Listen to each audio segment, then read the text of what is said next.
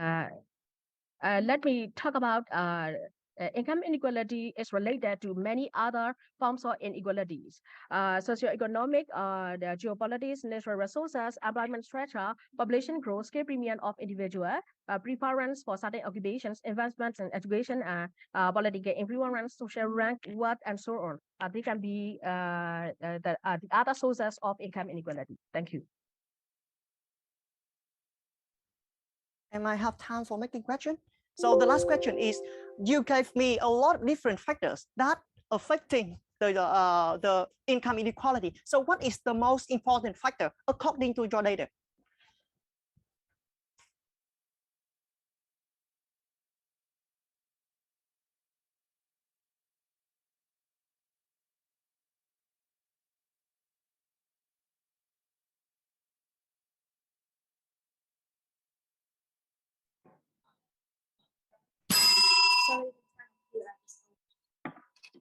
Next, I would like to invite the second speakers of Vietnam Team 1 to deliver your speech. Reminder again, 5 minutes. Thank you. Ladies and gentlemen, I'm proud here to present our proposition government.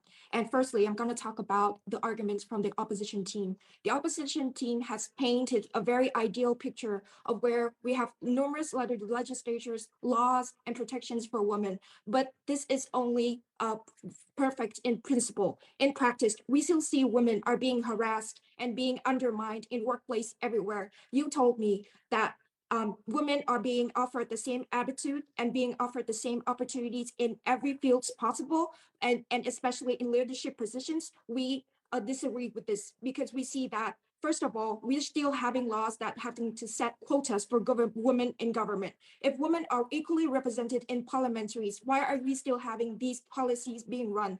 And firstly, and secondly, we still have a lot of social movements where women fight for leadership positions in governments. And it reflects the fact that women are still underrepresented in senior positions and leadership positions and important positions. Second of all, we would like to say that women are overrepresented in jobs that are lower paid compared to men. For example, we would say that 75% of women's work in Asia is in the informal economy, whereas 30% of garment workers globally are women. And these jobs are jobs that are without sick or paternity leave payment with very low social protection. So you cannot say that women now have the same opportunities or the same social protection as men, because these are the discriminations and the disadvantages that women are still facing every day. And we would say that all of the legislation, protections, and laws only work in principles, and there's still discrimination in the workplace. And a phenomenon that we would like to argue for this is occupational segregation. And this is where a gender group is overrepresented or underrepresented in different jobs. As I've mentioned before, male-dominated jobs include science, engineering, finance, and construction, whereas female-dominated jobs include lower-paying jobs such as the informal economy or garment and textile industry, as well as in the healthcare. And why does this segregation cause income inequality? It's because male-dominated fields pay on average 21% more than feminine fields. It's not that women choose to pay lower paying jobs. It's because women's work is paid less, and no matter what that work entails. And we also find that a concentration of women in informal economy also means that they receive less social benefits, including insurance packages, housing, and transport benefits. And their collective bargaining power is weakened because they're lower access to the labor unions. This means that women are at a disadvantage in the workplace, and their income is not as secured as men because they are concentrated in other less secure occupations. So I'm going to explain to you why this occupational segregation is a discriminatory practice in itself. First of all, it is caused by indirect discriminatory policies at workplace. Although gender discrimination is banned in most countries, and most countries in ASEAN have paid maternity leave, pregnancy discrimination are still very prevalent at workplace. So what is it? It's when managers gives men an unfair advantage over women because women have more responsibility in domestic care, and there's a striking difference between the average minutes per day on unpaid care work between men and women. Men exceeds more than 10 times on men 10 times of leisure works that can be spent on professional work. In Thailand, for example, this absence of an effective support system for mothers often means that women have to choose more informal jobs that offer flexible hours for them to care for domestic jobs. And so there's also an undervaluation of feminized work where professions dominated by women, such as secretarial work and nursing, pay less than male-dominated men, although they require the same qualifications, such as bachelor or master's degrees. And I have to say that the supply of nurses in Asia is not in excess, but on the contrary, facing critical shortages. And it should mean by the law of supply and demand that the wage of the nurses should exceed the wage for an IT employee, because we should ask ourselves, why are those employed to look after our electronic devices paid better than those employed to look after our human lives? And this shows that the lower pay for nurses could only largely be explained by the societal value system and undermines feminine careers, because feminine work is thought to generate lower value and often done without pay throughout history, especially in care and reproductive areas. And I'm here more prouder than ever to support this motion. Thanks. The second speaker from Vietnam team ones.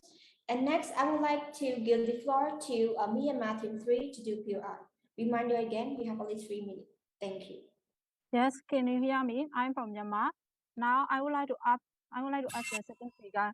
Can you explain that how to define the income inequality? How to measure the income inequality in the workplace?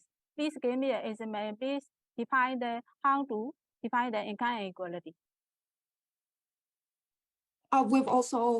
We have already defined inequality from our first speaker, the Prime Minister, and it is defined as the wage gap between men and women for doing firstly the same jobs, but also different jobs, but with the same value. What is your references? Will you define? Our references are taken from very OECD and other renowned organizations that have prestige in statistics and also defining. It's okay. And then you point out that I hear the social protection. So what causes that to happen in the workplace in the lack of social protection flaws recommendation?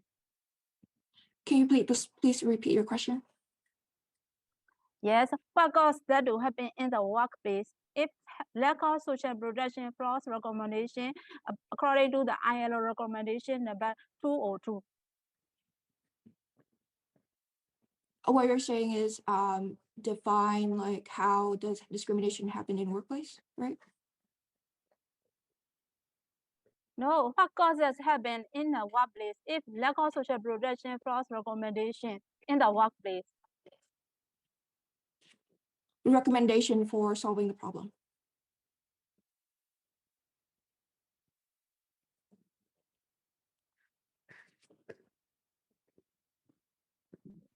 Thank you.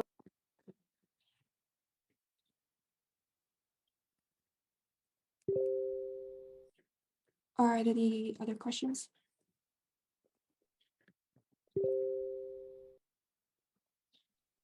How to define the inequality, how to measure the income inequality in your workplace? I would like to know how to measure the income inequality in the workplace. As I've mentioned before, income inequality is measured by the gap between overall female and male salary throughout the years, where specifically we will control for factors such as when they have to do the same jobs, or when although their jobs are different, but they generate the same social value. And this is applied across all continents. Yes. Do you know the measurement of income inequality? The measurement of income inequality? Yes.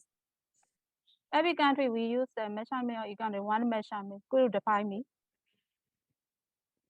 We've already set the mechanism for defining income inequality, and our first speaker has also said that there is a standard to measure it, and we have also already reached the conclusion that female are paid only